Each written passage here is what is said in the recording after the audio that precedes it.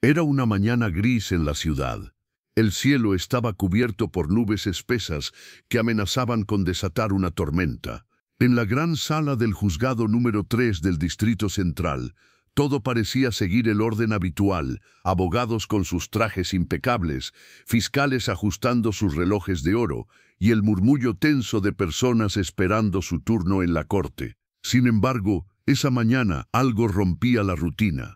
Algo, o más bien, alguien que parecía fuera de lugar. Una anciana de cabello blanco desordenado, con la piel arrugada y vestida con una blusa desteñida y una falda sencilla, caminaba lentamente hacia el centro del recinto. Sus pasos eran pausados, no por debilidad física, sino por el peso invisible de la vida misma. A su lado, un niño de apenas 7 años la seguía con paso nervioso, aferrado al borde de su ropa. El juez Frédéric Lemoine, un hombre de más de 60 años, de rostro severo y gesto arrogante, observaba con impaciencia. Era conocido por su carácter implacable y su desprecio por los que no sabían cómo comportarse en una corte.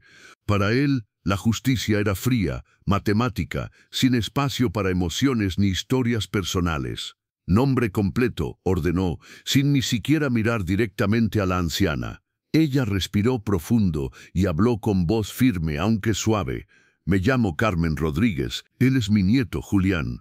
El juez hojeó rápidamente el expediente y arrugó el ceño. «¿Y usted es la demandada?» «Sí, su señoría. Me están acusando de ocupar ilegalmente una propiedad que no me pertenece, pero eso no es toda la verdad», dijo ella, bajando la mirada. El murmullo en la sala creció por un instante antes de que el juez golpeara con fuerza el mazo. «Silencio. Aquí no se viene a contar cuentos, aquí se habla con pruebas». Lo que ni el juez ni los asistentes sabían es que Carmen no era una simple usurpadora. Durante más de 40 años, esa casa abandonada fue su refugio. Había criado a su hija allí, hasta que la tragedia golpeó con fuerza. Su hija Lucía había muerto víctima de una negligencia médica cuando Julián apenas tenía 2 años. Desde entonces, Carmen se hizo cargo del niño, sin ayuda del Estado, sin pensión, sin recursos. Vivía de lo poco que podía ganar limpiando casas, recogiendo ropa usada e incluso aceptando comida a cambio de hacer mandados en el barrio. Aquel hogar era lo único que les quedaba. Pero ahora, un millonario constructor reclamaba el terreno como suyo, con intenciones de demolerlo para construir un edificio de lujo. «Señora Rodríguez», interrumpió el juez con tono sarcástico, «¿quiere decirnos entonces que lleva viviendo en propiedad ajena durante más de 4 décadas y que lo considera justo?» La sala se estremeció. Algunos presentes bajaron la mirada, otros contenían sonrisas burlonas. Carmen no respondió de inmediato. Miró a su nieto, quien le devolvió una mirada llena de temor. Luego levantó la cabeza con una dignidad que no venía del poder ni del dinero, sino del dolor. «No, su señoría, no lo considero justo, pero fue necesario, y a veces la necesidad obliga a tomar decisiones que no siempre tienen permiso, pero sí tienen alma». El juez soltó una risa breve y despectiva. «Aquí no juzgamos el alma, señora, juzgamos los hechos». Y fue entonces cuando ocurrió algo que nadie olvidaría. El niño Julián se adelantó un paso, sin que Carmen pudiera detenerlo. Con voz temblorosa habló: «Señor juez, ¿usted tiene mamá?» El juez lo miró con desdén. «Esto no es un lugar para niños», respondió, casi escupiéndole las palabras. «Vuelva a su asiento». Pero Julián no se movió. «Es que, si usted tuviera una abuela como la mía, tal vez no la trataría así». Un silencio sepulcral se apoderó de la sala. Nadie respiraba. El juez, furioso, golpeó con fuerza el mazo. «Silencio. Esto es una corte de justicia, no una telenovela sentimental». Carmen se apresuró a tomar al niño y hacer que se sentara, susurrándole algo al oído que lo hizo agachar la cabeza. Pero algo se había roto en la sala, algo que ya no podía arreglarse con formalidades. Había dolor real en esa anciana, dolor que no estaba escrito en los papeles. Durante los minutos siguientes, el fiscal presentó las pruebas: títulos de propiedad, fotografías, planos.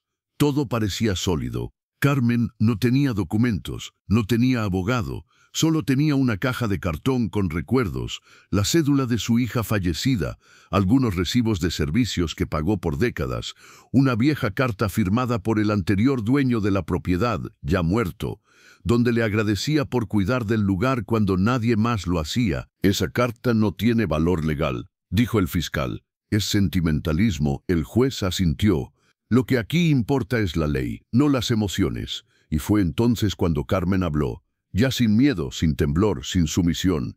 «Entonces, señor juez, explíqueme algo. Si la ley no puede ver a un niño que quedará en la calle, si la ley no puede entender lo que es perder a una hija por un error ajeno, si la ley no sirve para defender a los que no tienen voz, entonces, ¿qué protege?». Nadie respondió, ni siquiera el juez.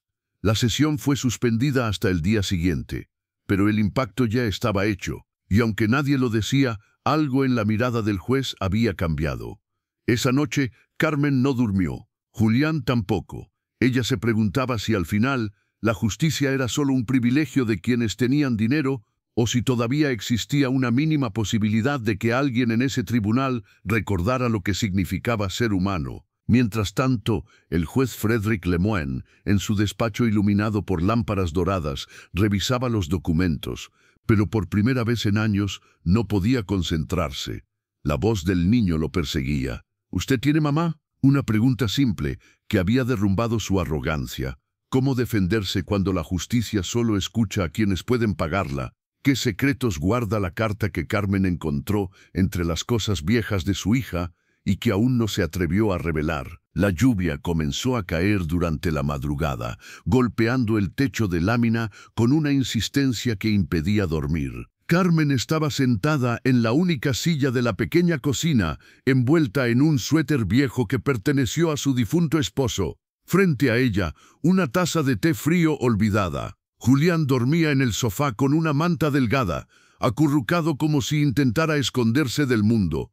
No era solo el miedo lo que no la dejaba cerrar los ojos, era la humillación, la forma en la que el juez la había mirado con esa mezcla de desprecio y superioridad. Como si fuera menos que los demás, como si su vida no importara, como si su dolor fuera un capricho más. Pero Carmen sabía que su historia no podía terminar así. No iba a permitir que le arrebataran lo último que le quedaba. No por ella, por él, por Julián. La mañana siguiente, mientras el cielo aún estaba encapotado, Carmen salió temprano. Caminó varias cuadras hasta una biblioteca pública en el centro. Allí, entre estantes polvorientos, pidió ayuda para imprimir una copia de la vieja carta del señor Aldama, el anterior dueño de la casa. Era un hombre que la había respetado. Cuando aún vivía, solía decirle: «Carmen, usted cuida esta casa mejor que cualquier inquilino. Mientras yo viva, nadie se la va a quitar». Pero Aldama había muerto hacía más de 15 años. Sin herederos conocidos, su terreno pasó al olvido, hasta que un millonario, Hugo Beltrán, lo reclamó con papeles que nadie había cuestionado. La corrupción en el registro de tierras era un secreto a voces. Beltrán, con sus trajes italianos y su sonrisa de tiburón, tenía contactos en cada oficina. En el juzgado, el juez Lemoine llegó con su habitual puntualidad. Pero esa mañana estaba distinto. Dormido, inquieto, con el ceño más fruncido de lo habitual. El eco de la pregunta del niño aún resonaba en su mente. «¿Usted tiene mamá?». La tenía, o la había tenido. Una mujer humilde, lavandera, que murió cuando él tenía apenas 15 años. Él también supo lo que era tener hambre, lo que era vivir en un cuarto de cartón. Pero había enterrado esos recuerdos bajo capas de disciplina, éxito y distanciamiento emocional. Ser vulnerable era un lujo que no podía permitirse. Y sin embargo, ahí estaba esa mujer, Carmen, empujándolo de nuevo al pasado que tanto se esforzó por olvidar. Cuando Carmen entró en la sala, lo hizo con paso firme. Llevaba en sus manos una carpeta vieja, desgastada por los años, pero que contenía más que papeles, contenía memoria, contenía dignidad.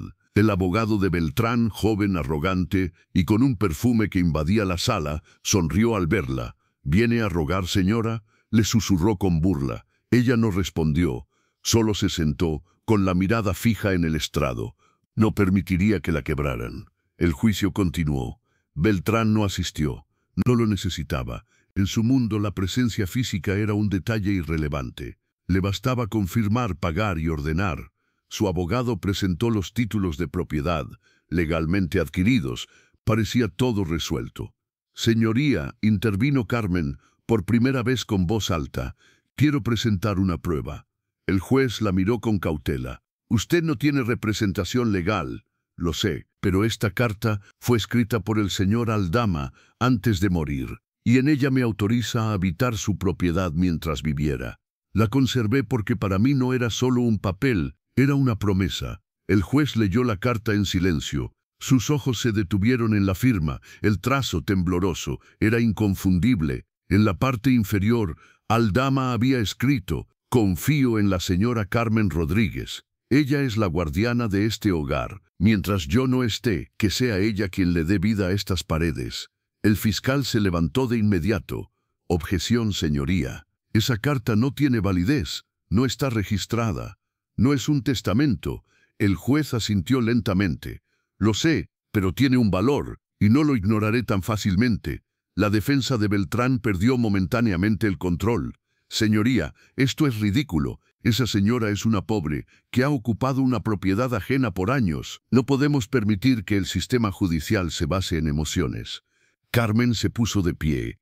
Su voz, aunque calmada, cortó el aire como un cuchillo. «Sí, soy pobre, pero no soy una ladrona. Esta casa no es un lujo para mí. Es el único lugar en el mundo donde mi nieto puede dormir sin miedo. No tengo abogados, ni trajes caros, pero tengo historia, y esa historia está escrita en cada rincón de esa casa. En las grietas, en los retratos rotos, en los pasos de mi hija que ya no está». El silencio se apoderó nuevamente de la sala. El juez tragó saliva. «Este tribunal tomará un receso. Revisaré el contenido de la carta y determinaré si puede tomarse en cuenta como parte del expediente». Al salir de la sala, Carmen sintió que las piernas le temblaban. No por miedo, por agotamiento emocional. El peso de años de lucha la aplastaba por dentro.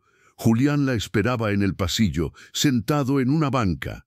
«¿Vamos a perder la casa, abuela?», preguntó con un hilo de voz. Ella se arrodilló frente a él, tomándole las manos. «No lo sé, hijo, pero vamos a luchar hasta el último segundo. ¿Y si nos echan?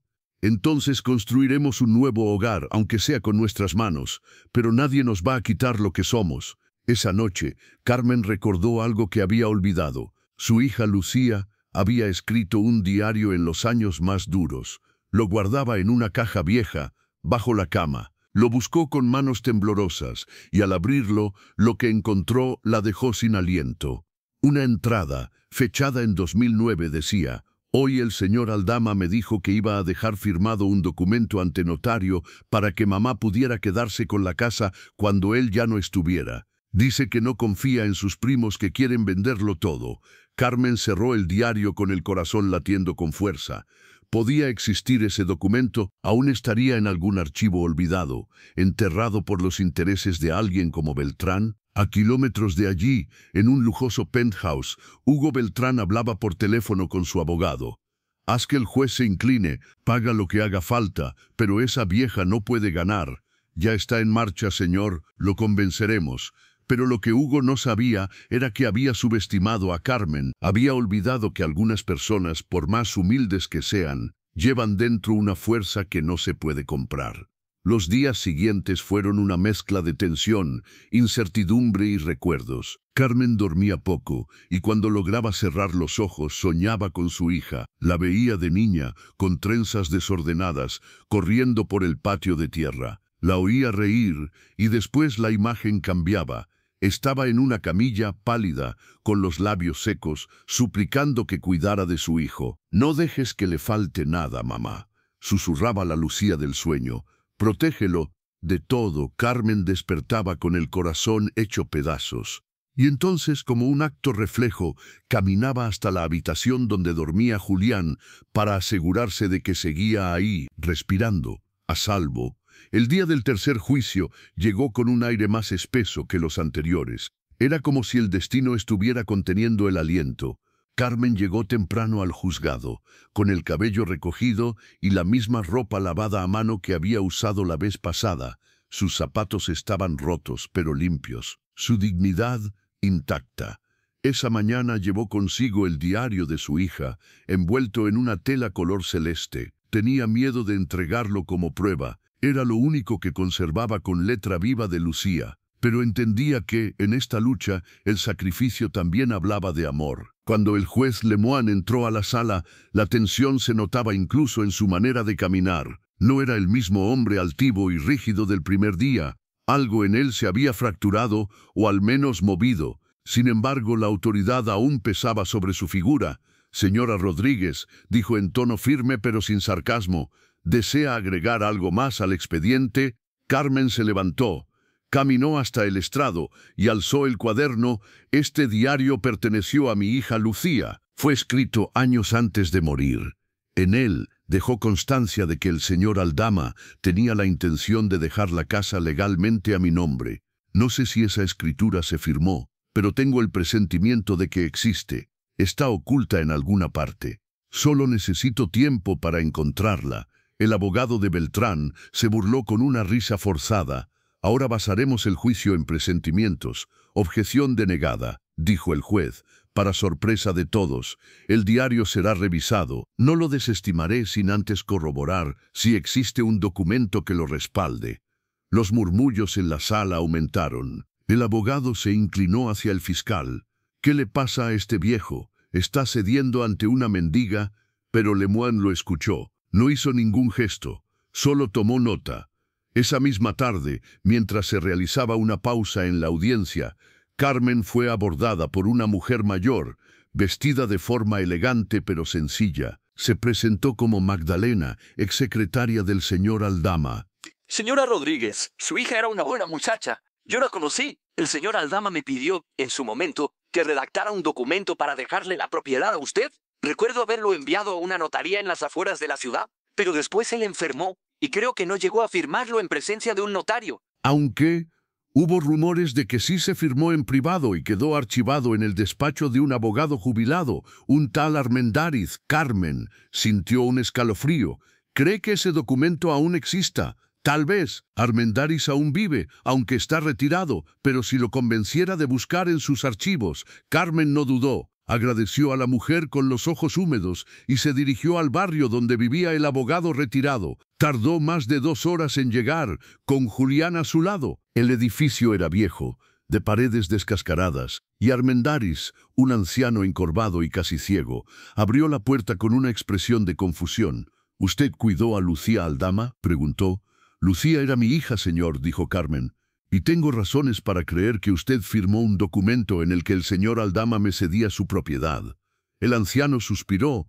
«Eso fue hace muchos años, casi no veo, pero tengo cajas de archivos en el trastero. Si me ayuda a buscar». Buscaron durante horas. Julián removía cajas con paciencia, guiado por Carmen. El polvo les provocaba estornudos y la luz era tenue. Pero al final de la tarde, en una carpeta gris con hojas amarillentas, apareció el documento, firmado, con fecha, con huella digital del señor Aldama y rúbrica del abogado. Carmen lo sostuvo con las manos temblorosas. No lloró, no gritó, solo cerró los ojos por un segundo y apretó el papel contra su pecho. Era real. El viejo Armendáriz sonrió con nostalgia. «Me alegra que alguien conserve aún algo de humanidad en esta ciudad».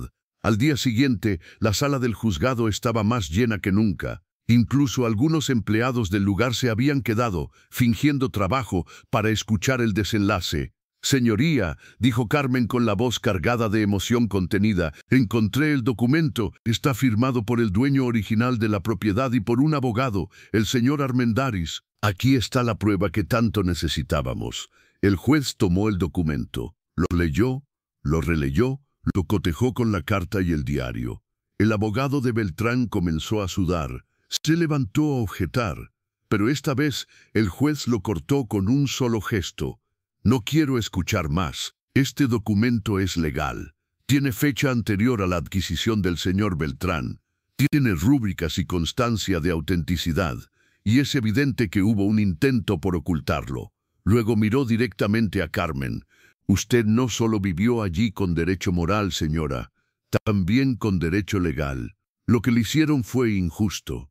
y a partir de este momento, este tribunal reconoce su propiedad sobre la vivienda. Un aplauso espontáneo rompió el protocolo. La sala entera se puso de pie. Carmen bajó la cabeza, como si quisiera esconderse del foco repentino, pero una lágrima le cayó por la mejilla. Era la primera vez que lloraba en público en muchos años. Julián la abrazó con fuerza, y sus palabras se grabaron como eco en la memoria del juez. Sabía que no mentías, abuela, lo sabía. Lemoine no mostró emoción, pero cuando volvió a su despacho y cerró la puerta, se quedó mirando una vieja fotografía que tenía guardada en un cajón. Era de su madre, la misma que lavaba ropa con las manos partidas por el frío, la misma a la que él prometió no fallarle, y sin poder evitarlo sus ojos se humedecieron, pero aunque la batalla legal parecía ganada, una nueva sombra se cernía sobre Carmen y Julián. Esa noche, al regresar a su casa, encontraron la puerta abierta. Todo revuelto, el interior de la vivienda destruido. Alguien había entrado, y no solo para robar, era un mensaje. Y sobre la mesa, una hoja arrugada con una frase escrita con marcador rojo. Esta pelea aún no termina. ¿Hasta dónde está dispuesto a llegar el millonario para vengarse de una derrota inesperada? ¿Qué más tendrá que enfrentar Carmen ahora que ha tocado los cimientos del poder? Si te está gustando esta historia, no olvides darle like, comentar y suscribirte para disfrutar de más contenido. La casa ya no era un refugio. Esa noche, tras el asalto, Carmen se quedó de pie en la puerta rota, sintiendo cómo el aire frío le rozaba los tobillos. La vieja cerradura había sido forzada, los muebles volcados, los cajones abiertos como si alguien buscara algo más que objetos de valor. No se llevaron casi nada. Un par de utensilios, algunas mantas, un juguete viejo de Julián.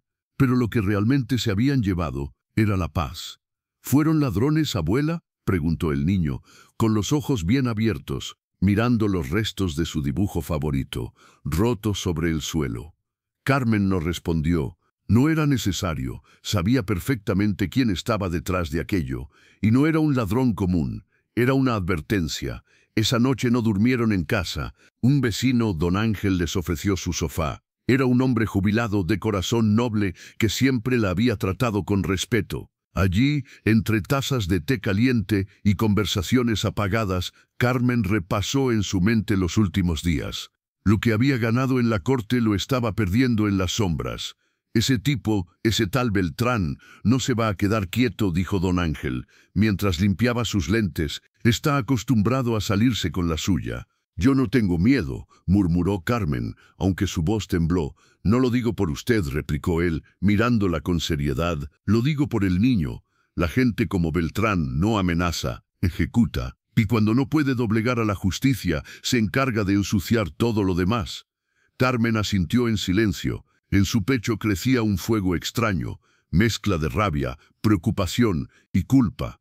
A la mañana siguiente regresaron a su casa. Carmen pasó horas limpiando, recogiendo los pedazos de su vida, reorganizando las memorias rotas. Julián, en silencio, ayudaba sin hacer preguntas. Se notaba en su mirada que comprendía más de lo que su edad permitía. Al fondo de un armario, entre cobijas y cajas viejas, Carmen encontró una foto de Lucía. En ella, su hija sostenía a Julián en brazos, recién nacido. El rostro de Lucía irradiaba luz. Carmen la acarició con los dedos. La tristeza le desgarraba el alma, pero en el fondo de esa tristeza se escondía también una fuerza inquebrantable. «No voy a dejar que nos arrebaten esto, hija», susurró, como si ella pudiera oírla, «te lo prometo». Esa misma tarde, Carmen fue citada nuevamente al juzgado, no por el juicio de la propiedad que ya había concluido, sino por una denuncia inesperada, supuesta falsificación de documento notarial. El abogado de Beltrán había interpuesto una nueva demanda, alegando que el documento firmado por el señor Aldama era falso. La jugada era simple: embarrar el proceso, desgastarla, aplastarla por insistencia. El poder, cuando se siente herido, no ataca directamente, lo hace por desgaste. Cuando Carmen llegó a la oficina del juez Lemoine, no iba sola. La acompañaban don Ángel, Magdalena, exsecretaria de Aldama, y el viejo abogado Armendáriz, en silla de ruedas, con su traje viejo y su voz temblorosa, pero clara. Yo firmé ese documento, dijo sin dudar. Lo firmé con plena conciencia y tengo las copias archivadas con mi sello. Lo que esta mujer dice es cierto, y lo fue desde el principio. El juez Lemoyne lo escuchó con atención. No dijo mucho, solo tomó notas, pidió un análisis pericial del documento y dio un plazo de 10 días para responder a la nueva demanda. Carmen salió de allí sintiéndose como en un limbo. La ley le había dado la razón, pero la maquinaria del poder seguía funcionando, retorciendo cada argumento, cada papel, cada paso. Había ganado la batalla, sí, pero la guerra aún no terminaba. Esa noche alguien tocó la puerta. Carmen abrió con precaución. Era una mujer de unos 30 años, bien vestida, con rostro amable. Se presentó como Laura, trabajadora social del área de protección de menores. Recibimos un reporte anónimo, dijo con voz neutra, acerca de la situación de su nieto.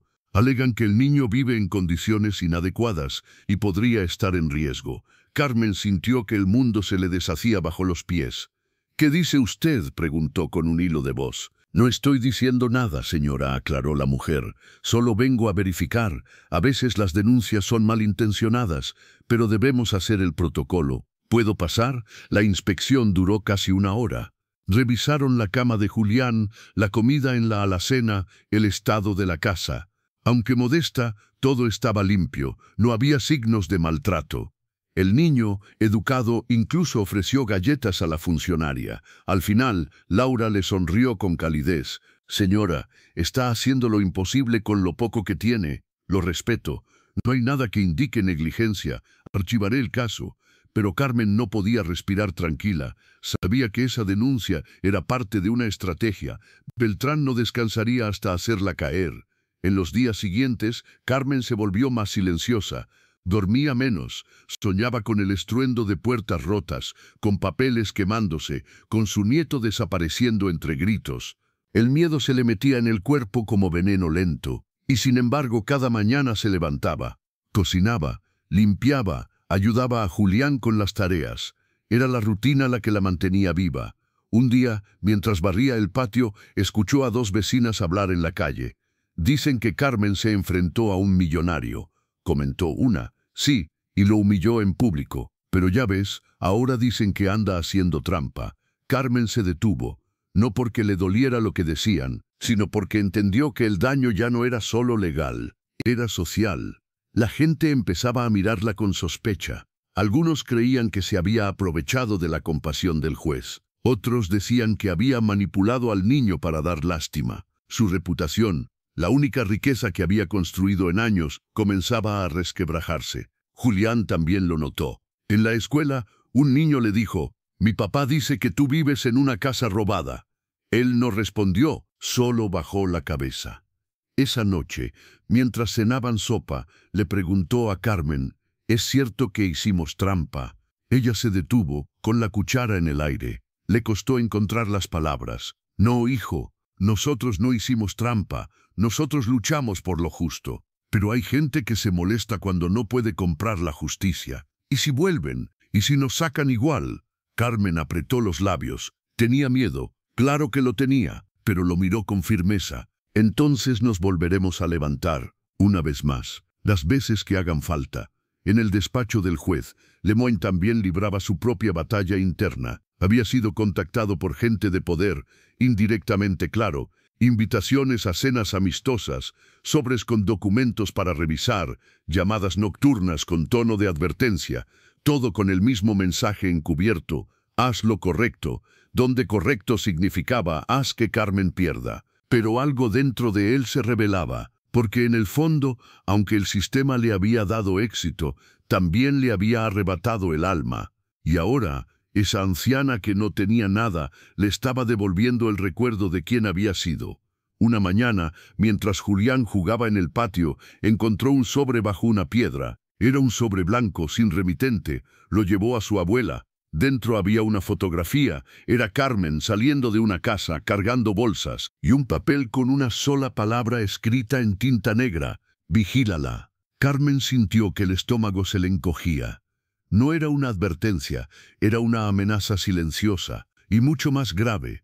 Estaban siendo seguidos. El caso legal seguía su curso, pero las verdaderas heridas estaban ocurriendo en otro campo, el psicológico. La presión, el miedo, la manipulación social, todo formaba parte de un mismo juego, uno que buscaba quebrarla, borrarla, aislarla.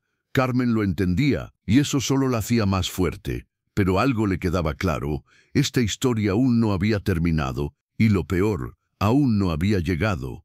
¿Qué secretos guarda Hugo Beltrán y hasta dónde está dispuesto a llegar para callar a Carmen? ¿Será el juez Lemoine capaz de resistir la presión del poder o caerá en la red de influencias que lo rodean? El silencio del amanecer fue roto por un crujido inesperado. Carmen se despertó de golpe, con el corazón palpitando. Julián seguía dormido en la habitación contigua, y por un instante ella se quedó inmóvil, escuchando nada, solo su respiración y el sonido de los árboles moviéndose con el viento. Sin embargo, sabía que algo no estaba bien.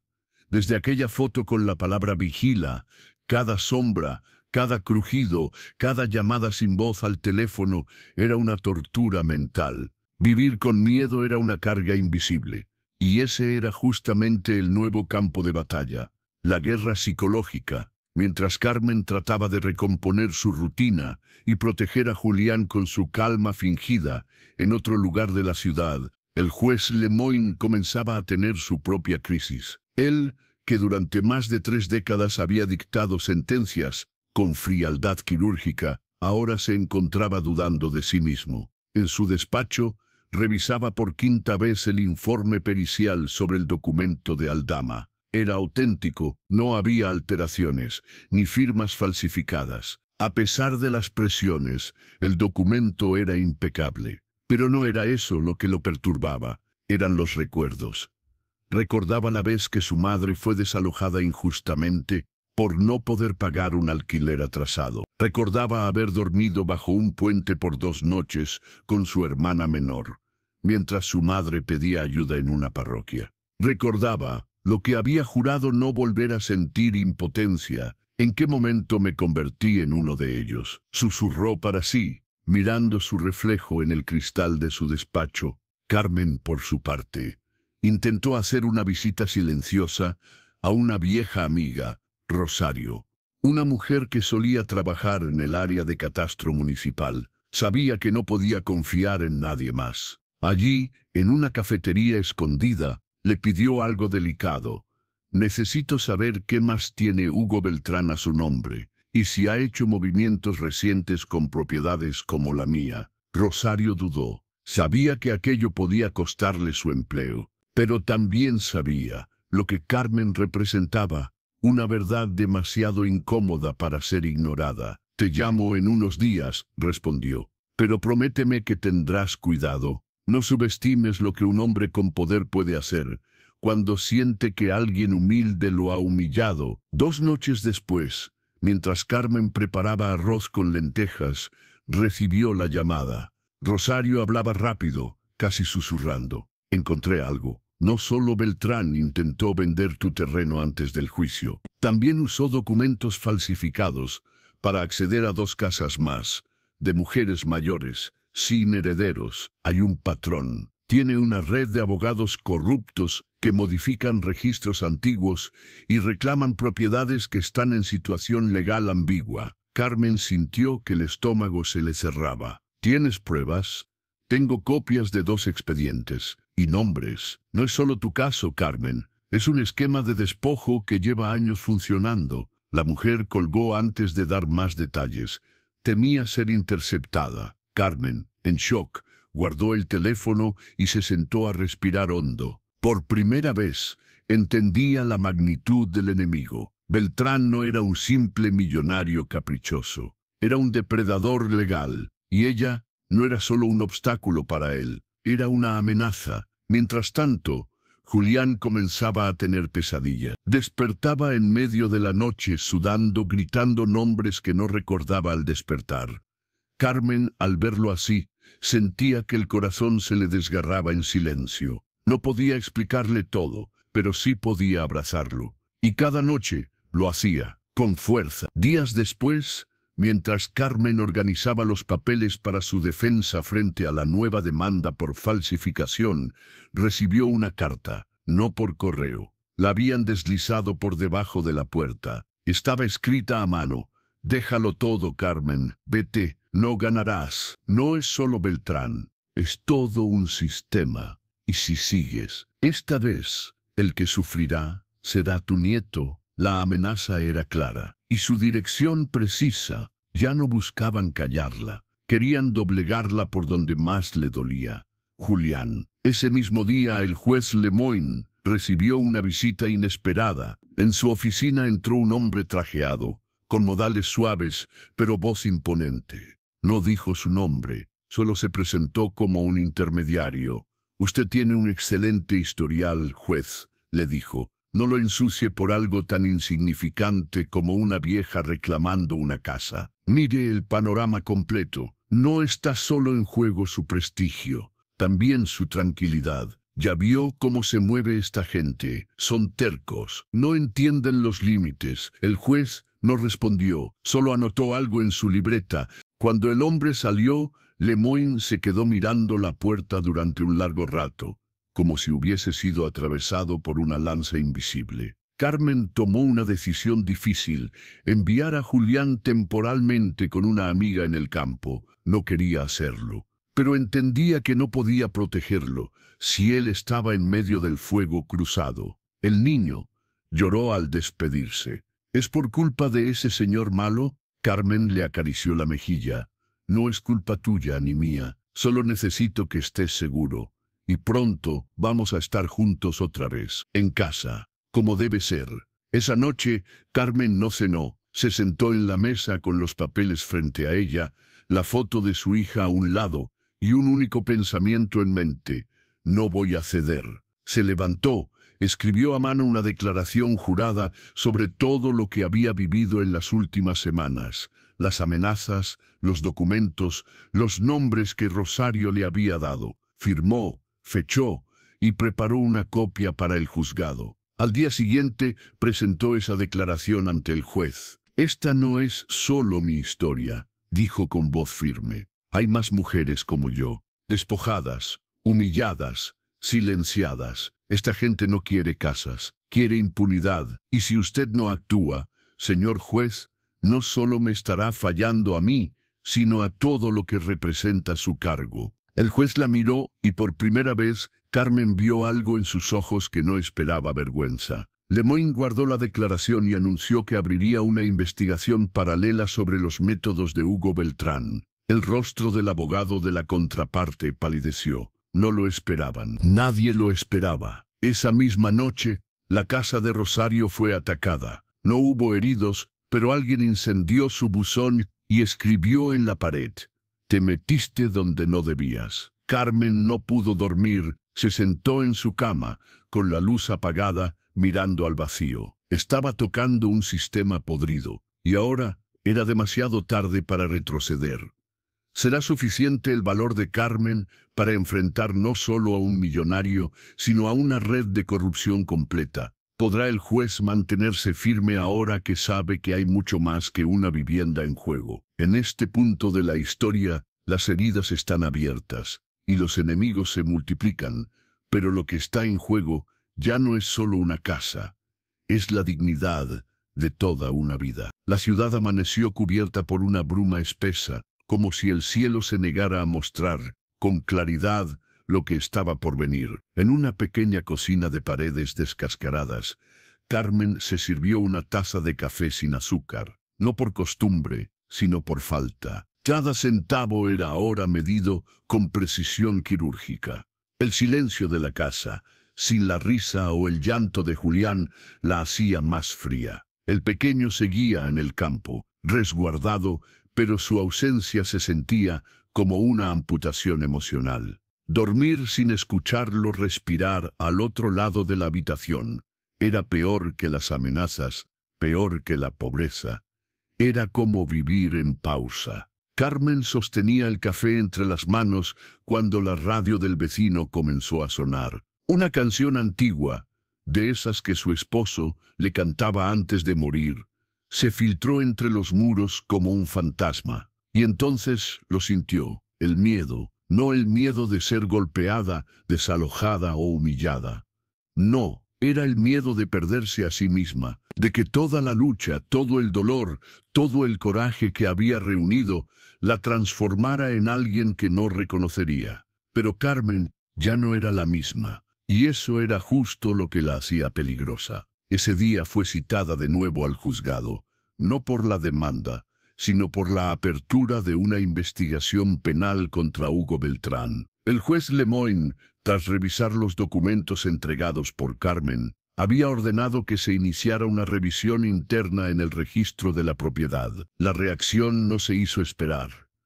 A las pocas horas, las redes informales de poder se movieron. Aunque la historia no había llegado a los medios, los socios de Beltrán sabían que algo serio se estaba gestando. Los nombres que Rosario había proporcionado coincidían con otros casos en el registro. Lemoyne recibió una carta anónima en su oficina.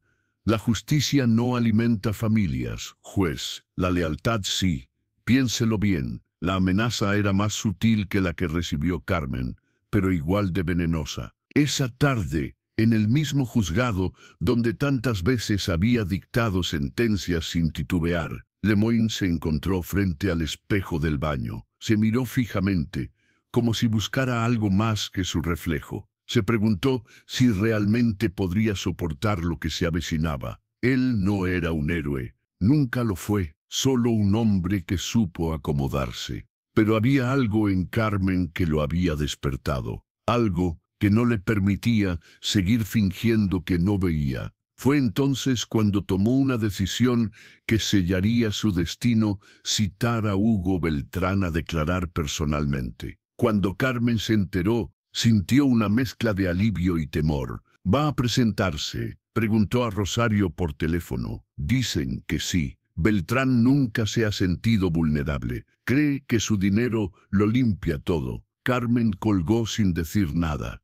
Se sentó en la cama y acarició el diario de Lucía. Lo abría por las noches, no por buscar más pruebas, sino para escucharla. En sus palabras encontraba fortaleza. Su hija había sido una luchadora silenciosa, igual que ella. A veces, en los párrafos más íntimos, le hablaba sin saberlo. Mamá, si un día lees esto y estoy muerta, quiero que sepas que te admiro. Me enseñaste a resistir sin rencor, a pelear sin perder el alma. Y entonces, Carmen supo que debía hacer algo más. No bastaba con defenderse, debía exponer todo. Al día siguiente, Carmen pidió audiencia con el juez. En una conversación a puertas cerradas, le entregó más pruebas, recibos de otros casos similares en su barrio, declaraciones de vecinos a quienes intentaron desalojar de forma irregular, incluso una grabación clandestina que Rosario había obtenido, donde un funcionario de catastro admitía haber recibido dinero de intermediarios de Beltrán. Lemoyne la escuchó sin interrumpir. Cuando terminó, dijo algo que la dejó en silencio. Me va a costar el cargo, pero esto no puede seguir así. Por primera vez, el juez habló como hombre. Finalmente, el día de la comparecencia de Beltrán llegó. La sala estaba colmada. Aunque no era público general, muchos trabajadores judiciales encontraron excusas para presenciar el momento. Beltrán apareció con un traje de lino gris, gafas oscuras y un equipo de abogados que lo rodeaban como escudos humanos. Caminaba con la seguridad de quien nunca ha tenido que rendir cuentas. Señor Beltrán, dijo el juez, está aquí para responder sobre la legalidad de sus adquisiciones inmobiliarias en los últimos 15 años, especialmente las relacionadas con propiedades ocupadas por adultos mayores, en situación de vulnerabilidad. Beltrán sonrió. Era una sonrisa mecánica, ensayada, vacía. Yo soy un inversionista, señoría. Todo lo que hago es dentro del marco legal. Si algunas personas no saben cuidar sus propiedades, eso no es responsabilidad mía. Carmen lo observaba desde la última fila. Estaba serena, pero firme, como una montaña. Niega haber utilizado documentos con fechas manipuladas, testigos falsos o sobornos en catastro. Niego rotundamente cualquier acción ilegal y exijo pruebas. Y entonces el juez hizo algo que congeló la sala. Pidió que se reprodujera la grabación. En ella, la voz del funcionario de catastro era clara. El señor Beltrán no viene en persona, pero manda a su gente. Nos pasan el dinero en sobres y nos dicen qué expediente mover, qué nombre borrar. Beltrán cambió de expresión. Sus abogados se levantaron, objetando, alegando que era una grabación obtenida sin autorización judicial. Pero el juez ya había previsto ese argumento. El origen está en una denuncia ciudadana y fue corroborada con otros elementos. Es válida. Los murmullos comenzaron a correr por la sala como un incendio. Al finalizar la audiencia, Beltrán fue informado de que quedaría bajo investigación penal y que no podría abandonar la ciudad. Sus propiedades entrarían en revisión y algunas incluso serían congeladas. El juez dictó que, de comprobarse las acusaciones, se iniciaría un proceso de restitución para las víctimas. Carmen no celebró, no sonrió, solo cerró los ojos, no porque sintiera alivio, sino porque comprendía la magnitud de lo que acababa de ocurrir. Había encendido una mecha y la explosión no había terminado. Esa noche volvió a casa. Abrió la ventana y dejó que el aire entrara sin temor. Nadie la vigilaba. Nadie le dejó notas. Por primera vez en mucho tiempo, la casa volvió a ser silencio real y no silencio amenazante. Pero al mirar el retrato de Lucía, Carmen supo que aún quedaba una batalla más, porque justicia no era solo castigar a Beltrán, era también limpiar su nombre ante los ojos de todos los que la habían juzgado. Era reconstruir su dignidad ante una sociedad que aún dudaba de los pobres, de los humildes, de los que no tienen poder. Y ese sería el último paso. ¿Logrará Carmen recuperar no solo su hogar, sino también su honra ante quienes la humillaron?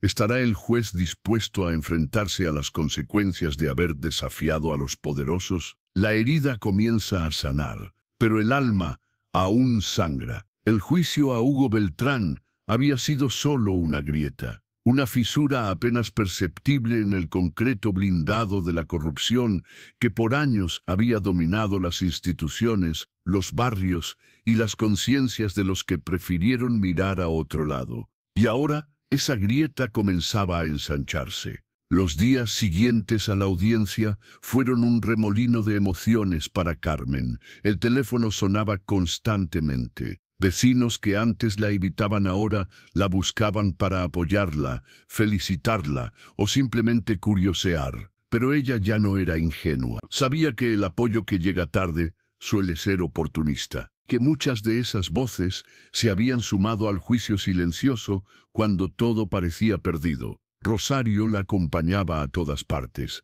convirtiéndose en algo más que su abogada. Era su hermana, su sostén, y a veces la voz que la frenaba cuando la ira amenazaba con devorar su calma. «No podemos ganarlo todo en un solo juicio, Carmen», le decía mientras revisaban papeles en la cocina. «Pero sí podemos dejar claro quién eres tú y quiénes se esconden detrás de las máscaras». Un día, cuando regresaban de una reunión con el juez Lemoy, un hombre los abordó en la esquina. Iba mal vestido, con ojeras profundas y un andar nervioso. En su mano llevaba una bolsa arrugada y su voz temblaba. «Usted es Carmen, ¿verdad?»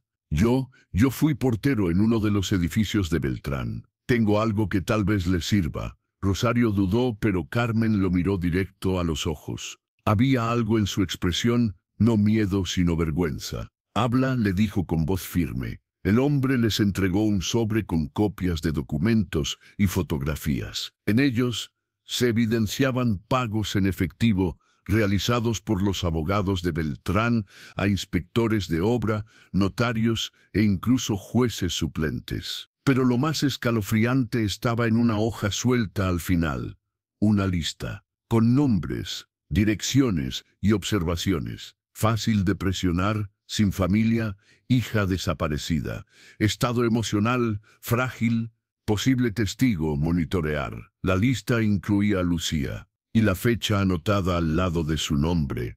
Era 3 semanas antes de su muerte. Esa noche, Carmen no durmió. Releyó la lista una y otra vez. Cada línea era una puñalada, una confirmación. La muerte de su hija no había sido un accidente ni una coincidencia. Había sido una consecuencia. Lucía desde el silencio, desde su propia investigación, desde su terquedad innata por defender lo justo, se había convertido en un estorbo, en una amenaza, y alguien se encargó de callarla. La mañana siguiente, Carmen pidió hablar de nuevo con el juez Lemoyne, esta vez, no para entregar pruebas, sino para exigir algo más difícil, justicia para los muertos, para los olvidados, para los pobres que fueron desaparecidos en el anonimato por oponerse a un poder invisible.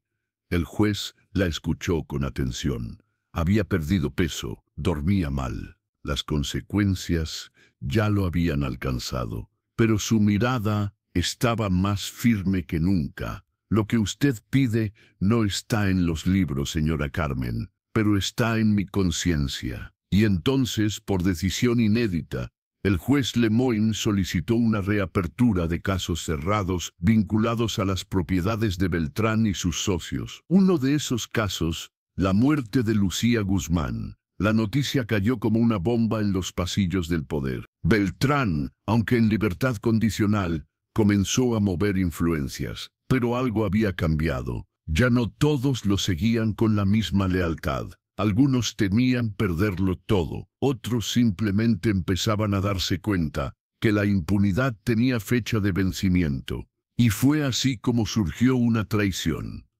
Uno de sus propios socios filtró información a la fiscalía, correos electrónicos, transferencias bancarias, mensajes de voz. La red de corrupción comenzaba a deshilacharse.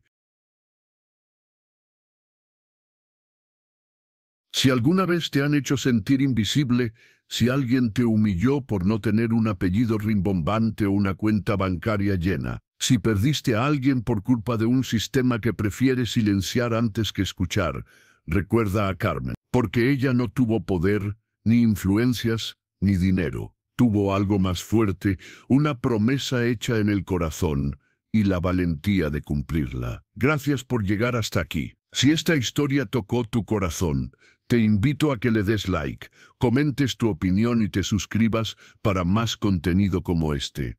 Tu apoyo es la fuerza que mantiene viva la voz de los que alguna vez fueron silenciados. Nos vemos en la próxima historia.